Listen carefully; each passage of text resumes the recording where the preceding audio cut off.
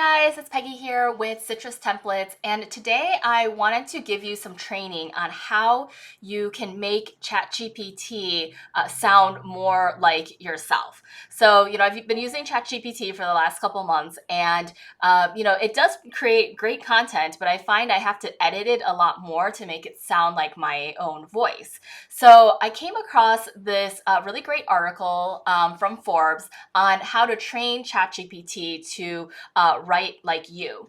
And I'll put a link down in the show notes so you can see this article. But I essentially went through these steps and did it. And I did find that ChatGPT does sound more like me. So I want to walk you through the process, specifically as a real estate agent, on how you can get ChatGPT to sound more like you as an agent.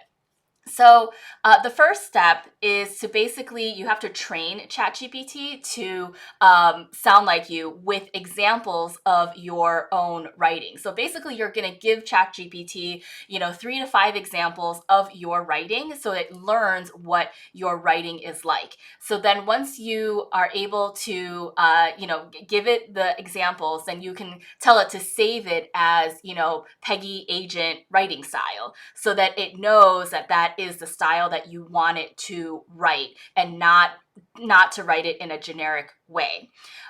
So what I like to do is, I've created a Google Doc so that I can have my like super long prompt in here. Because the other thing is with ChatGPT, once you go through this prompt, when you create a new prompt, it won't remember this old one.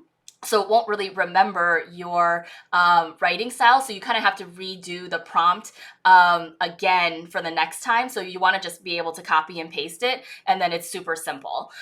Or you can just open up that original chat and then just keep going because that original chat does remember your writing style. So I have it here in a Google, just a Google Doc that I basically just literally just copy and paste this thing over into a new chat. So let me show you how this works. So let's say we have a new chat. Now here, my prompt is basically, the first part of it is saying, training ChatGPT on the purpose, right? I'd like your help in creating, weekly newsletter content or social media content, whatever you need help with for your voice. Maybe you're trying to create a buyer's guide, anything like that. So you tell it what you want. Then you can say, a little bit of background. You've been a real estate agent, with over 10 years of experience. This is your audience, as buyers, sellers, and investors that you want to work with you in the future, right? So the first task is to understand my writing style based upon examples that I give you. And here are a few examples of my writing. And so what I did was I just went back into my emails. I mean, I'm sure you guys have thousands of emails to buyers, to sellers about, talking about whatever. But that is your voice, right? Your emails. So I went back in and I looked for, some of my template emails that I send, that same email over and over to, to your buyers and sellers. So I included that because that's my voice. I also included, just sometimes you get, you have to explain something to a buyer and it's a longer explanation, right? So try to find those examples of, like template emails or just longer emails where you're trying to explain something to a client. That way you ChatGPT will see a couple different examples. And I would do stuff like for like emails maybe to buyers, emails to sellers. If you have already written like blog articles or anything that you've already written that's in your voice, include it in here. I think the more examples, the better, that ChatGPT will be trained. So if you have more than 5 examples, that's great. You can give it as many examples as you want. So here are a few of my examples. I included an email of what's happening in a transaction. This second example is the email that I would send after closing, asking for a review. This is another email that I sent about, comps and, what's going on with the property, different things like that, so that you can hear like my voice coming through. This last example is a longer one that I had posted on social media. So if you want, ChatGPT to do more social media stuff, you may want to include more examples of kind of the type of writing style that you want in your social media. So I included a lot of different examples so that they could get, ChatGPT can kind of see what my writing style is, how I like to, talk to people, stuff like that. So that's the next step is just, at a minimum, go back to your emails and, find emails that sound like you that you've written and show it to ChatGPT. So you can put in the four examples, right? Then at the end, I just said in here, I'm finished with the examples. Name this writing style as Peggy Agent Writing Style, so I can refer back to it in the future. And then, importantly, I am asking it, can you summarize what this writing style is in a few bullet points? Focus on sentence structure, tone, and voice. So I want to make sure that ChatGPT understands and was correctly trained on what my voice is. So I want to do that before, I ask it to write anything else. So basically, I just have this in a Google Doc, literally copying and pasting in here. For this example, I'm just going to say, I'd like your help to create a weekly newsletter content. So I'm just going to take out this social media content and just click here. So it just copied that whole thing. And so now it's giving me that summary of, Peggy Agent Writing Style, right? So I would read through this and see if that is a correct characterization of your writing style, right? So the tone is friendly, warm, and personable. It uses exclamation marks for emphasis, conveying enthusiasm and excitement. Yes, that's definitely me. Probably use exclamation marks too much, but it's all good. So sentence structure, personal touch, all of these things. So yes, if you feel like it doesn't, convey the tone that you want, I would give it different examples, right? Either give it different examples, or you can tell it, hey, update the writing style to be more professional or more, more friendly, whatever you want it to be. So this point, this is basically the first step. You have trained ChatGPT to write like you by showing it examples of your previous writing. Okay, so now you have this Peggy Agent Writing Style. Now, once you're happy with that, now you can specifically ask it to write something.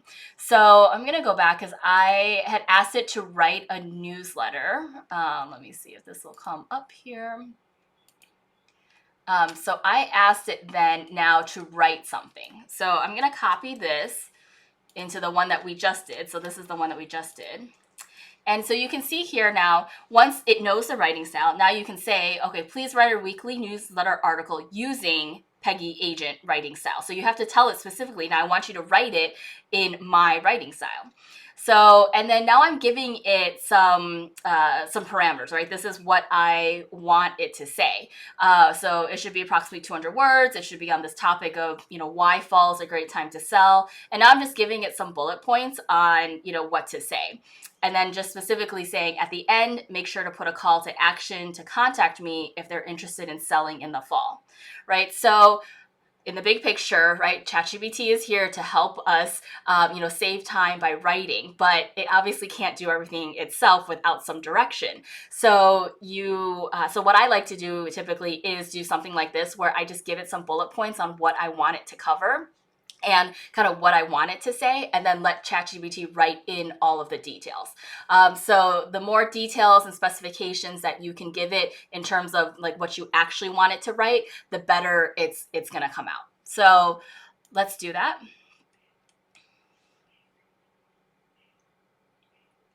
Okay, so you can see that it's starting to write this now. And let me see here. So when there's an exclamation mark, which I noticed, which is something that I would do. So you can see already, I can see at least already that it is starting to put in my own voice and my own style. And so you can read through this. So when I did this originally, I read through it here.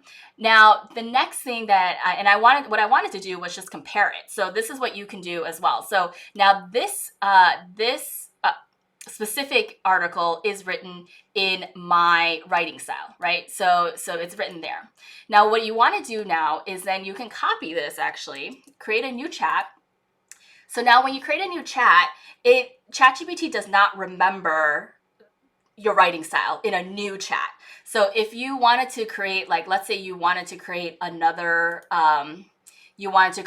article, you can just go in here and do another prompt here, because it'll remember everything from above here. So it will remember it. But if you create a new chat, it won't remember, this old chat. So then you would have to either redo the prompt or just write it generically. So let's do a new chat here. Let me see. Yep. Okay. And I'm going to put this in. Now, I'm just going to say, please write a weekly newsletter article. So the only difference here is it's not in my voice, right? So I've already given it the same parameters. It's just not in my voice. So now you can see what it's doing here. So this is basically the generic version. And this is a great way to basically compare what a generic version of ChatGPT would look like, and then what one with your writing style would look like. So here, what I'll do is, let's see, now we can compare. So let's compare what this one is, right? Which is more of my writing style, right? This is what was with the Peggy Agent writing style. So you can see here what the differences are, and you can kind of look at, here I'm saying, hope this newsletter finds you well. It's a beautiful fall season, right? It's got the exclamation mark already. And you can see it is similar, right? It is similar, but I definitely feel like when I compare reading these two, this one just doesn't sound like me as much as this one does. So I encourage you to try this out with your own writing style, compare it, and see if this process works for you to be able to train ChatGPT to write like you.